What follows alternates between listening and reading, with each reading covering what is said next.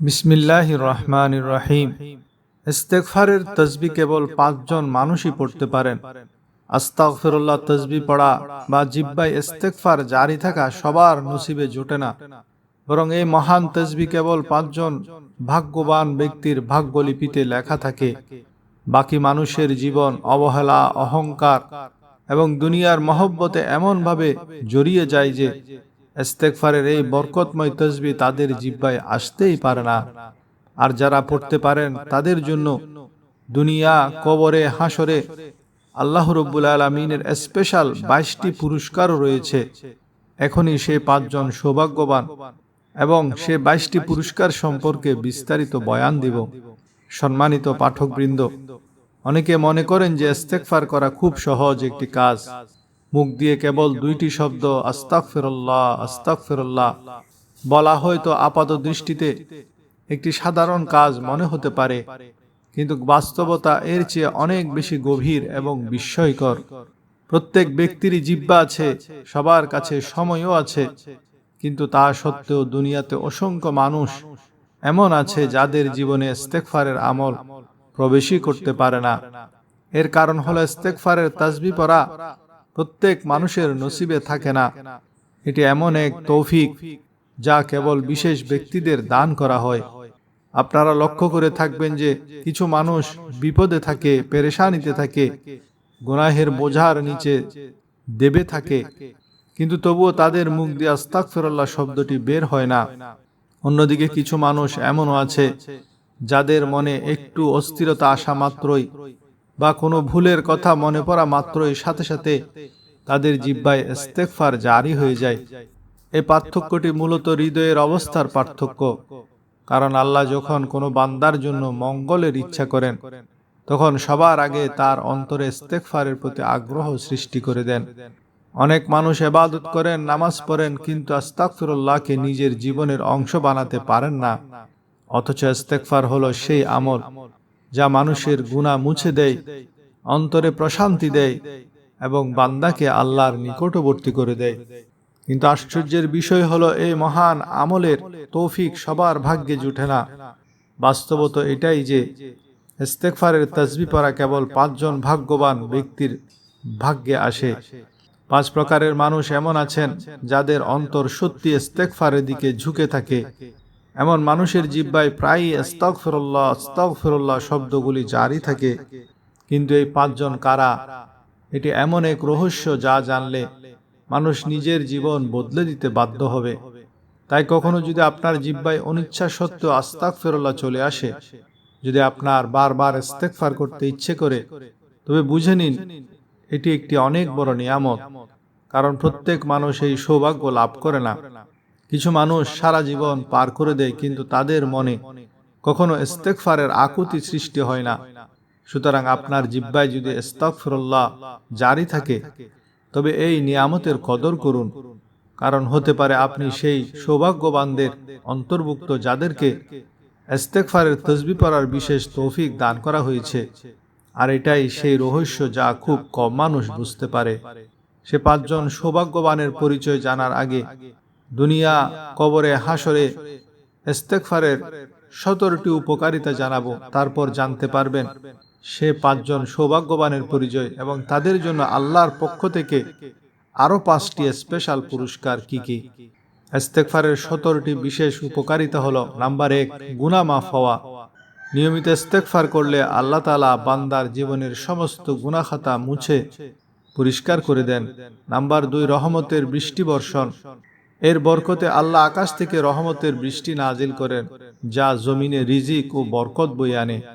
Number ৩, উত্তম সন্তান ও সম্পদ লাভ।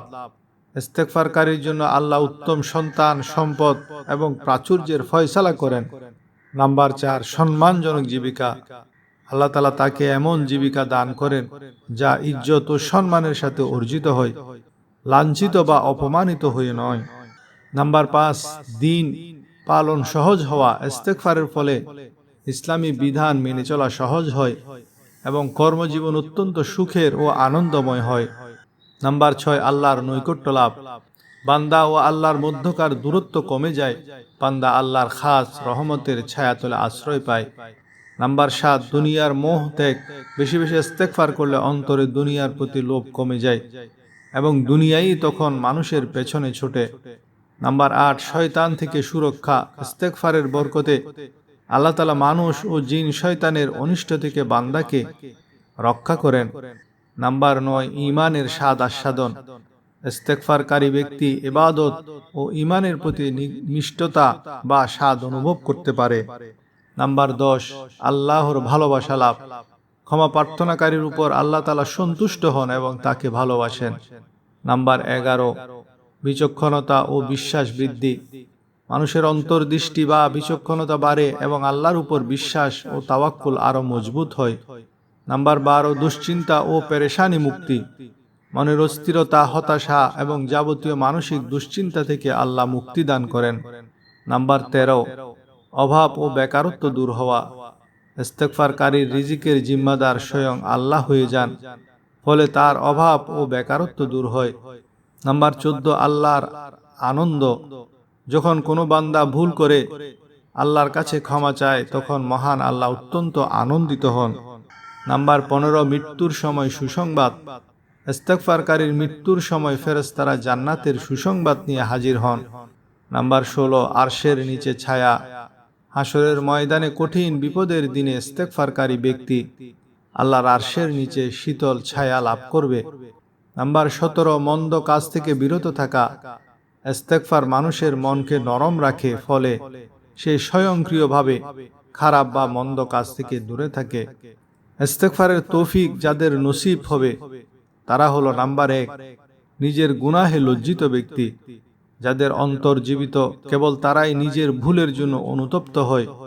কোনো ভুল হওয়া মাত্রই তাদের বিবেক অস্থির হয়ে ওঠে এবং হৃদয়ের আর্তনাদ হিসেবে মুখ দিয়ে স্বতঃস্ফূর্তভাবে আস্তাগফিরুল্লাহ বেরিয়ে আসে। এই লজ্জা ও অনুশোচনায় ইস্তেগফারের প্রধান চাবিকাঠি।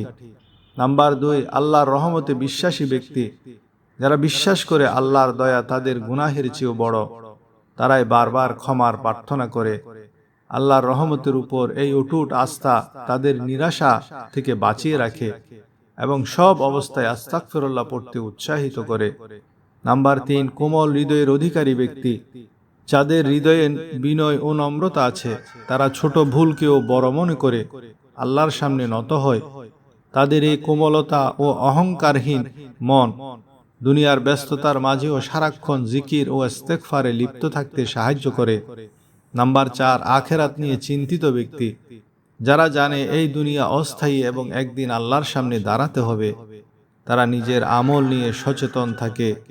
পরকালের মুক্তির চিন্তাই তাদের জিহ্বায় বারবার ইস্তেগফার জারি রাখে, যাতে তারা পবিত্র হয়ে আল্লাহর সামনে উপস্থিত হতে পারে।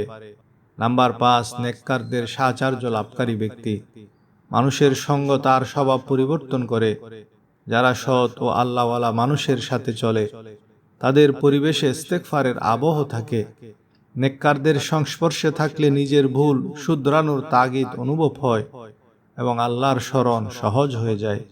ইস্তেগফার বা আল্লাহর কাছে ক্ষমা প্রার্থনা করা এমন একটি আমল যা মানুষের জীবন বদলে দিতে পারে। পবিত্র কোরআন ও হাদিসের আলোকে ইস্তেগফারের 5টি বিশেষ উপকারের কথা এখানে আলোচনা করা হলো। নাম্বার 1, সকল গুনাহ থেকে মুক্তি। ইস্তেগফারের প্রথম উপকার হলো এর মাধ্যমে মহান আল্লাহ বান্দার সমস্ত গুনাহ মাফ করে দেন। আপনি যদি পাহাড় সমান গুনাহও করেন আর রব্বুল আলামিনের দরবারে সাচ্চা দিল আস্তাগফিরুল্লাহ পড়েন, তবে তিনি আপনার প্রতি রহমতের দৃষ্টি দেবেন এবং আপনার আমলনামা পবিত্র করে দেবেন। নাম্বার 2, শক্তি ও সামর্থ্য বৃদ্ধি করা। হযরত হুদ আলাইহিস সালামের আমলের একটি ঘটনা এখানে প্রণিধানযোগ্য। তার জাতি ছিল অত্যন্ত শক্তিশালী। তারা পাহাড় কেটে ঘর বানাতো এবং দৈহিক শক্তির বড়াই করত। হযরত হুদ আলাইহিস সালাম তাদের বলেছিলেন, হে আমার সম্প্রদায়, তোমরা আল্লাহর কাছে ইস্তেগফার করো, তাহলে তিনি তোমাদের বর্তমান শক্তির উপর আরো শক্তি বাড়িয়ে দেবেন, ডাবল করে দেবেন। অর্থাৎ যারা দুর্বল অনুভব করেন বা ব্যবসায় ও কাজে বরকত চান, ইস্তেগফার তাদের জন্য শ্রেষ্ঠ টনিক। নাম্বার 3, মনের অস্থিরতা ও মানসিক চাপ দূর করা।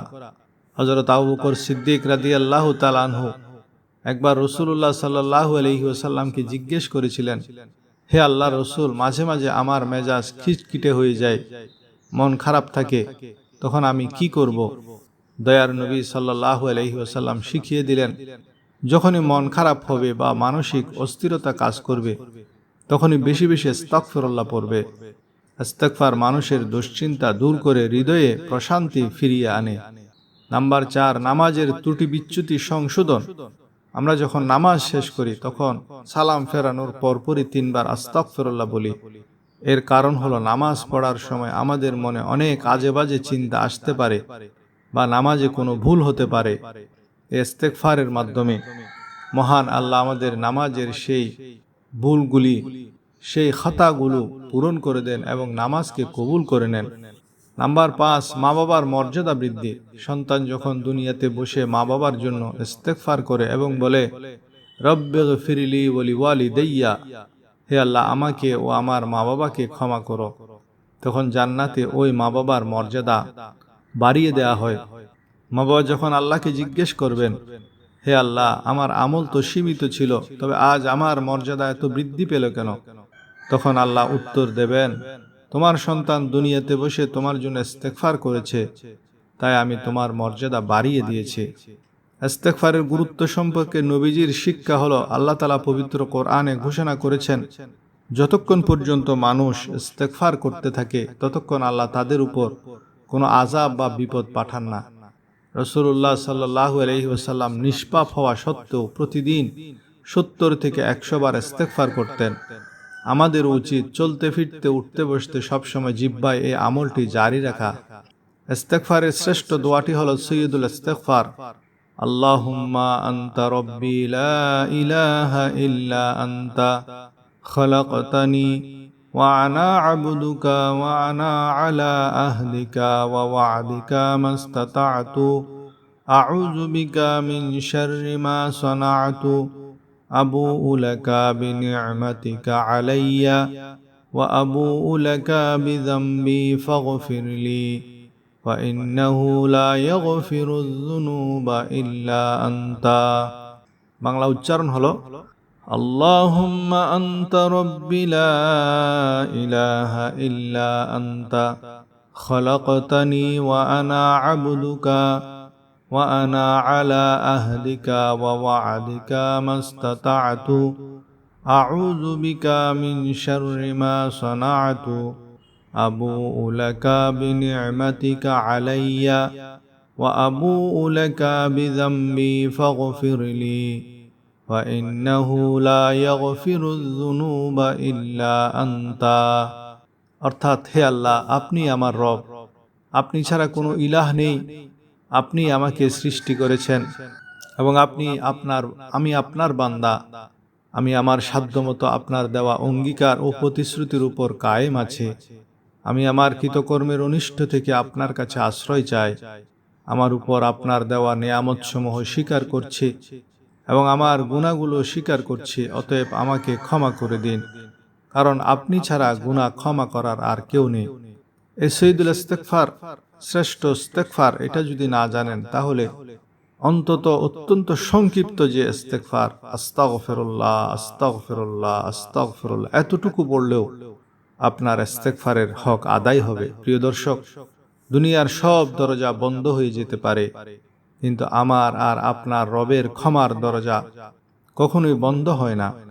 আপনার একটা ভুল বা একটা গুনাহ আপনাকে আল্লাহর রহমত থেকে নিরাশ করতে পারে না। আজ থেকেই চলুন আমরা আমাদের জিহ্বাকে আস্তাগফিরুল্লাহ দিয়ে ভিজিয়ে রাখি।